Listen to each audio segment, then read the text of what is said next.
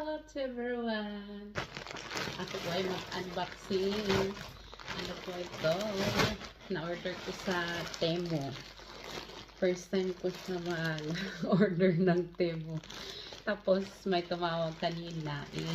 Hindi ko alam mag-ebro.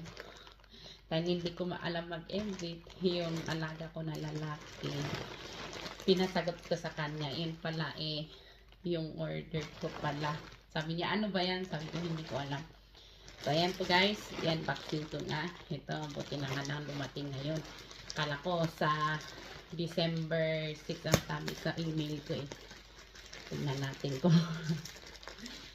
Ayun nga itong dala. Kay ate pala yung mga itong iba.